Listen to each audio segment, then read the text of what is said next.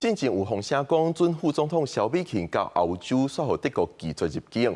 外交部长吴钊燮表示，萧美琴访问行程是拢顺利。另外，即阵美国下党派议员正咧推动制定台湾安全法。吴钊燮讲，国际正咧重视台湾的安全，除了协助咱加强防卫能力，台湾也希望通参美国有进一步的国防工业合作。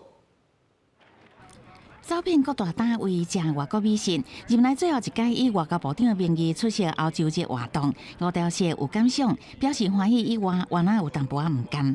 对于准副总统萧美琴今年3月去欧洲访问，互德国拒绝入境，伊也回应讲，萧美琴往回拢伫德国的法兰克福过境，访问行程顺利。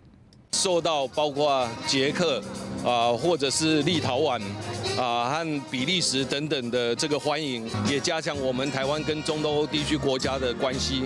咱方加深台欧关系，特别下任的欧盟驻台代表古铁夫也讲，伫台湾见证民主甲欧盟的力量共款，拢持续追求和平民主，追求共赢共好。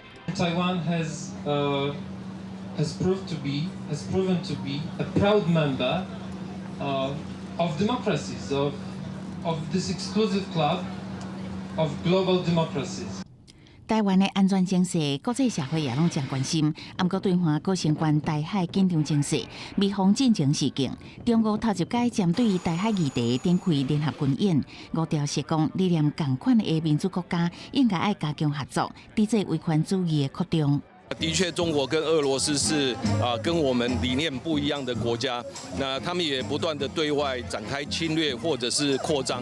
那在这种情形之下，理念相近国家、民主国家应该更加的合作。对华动作真济，美国看党派议员搁再提出挺台湾的法案，推扫制定台湾安全法，强化台美军工合作。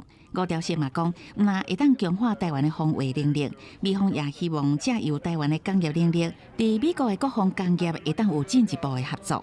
记者综合报道。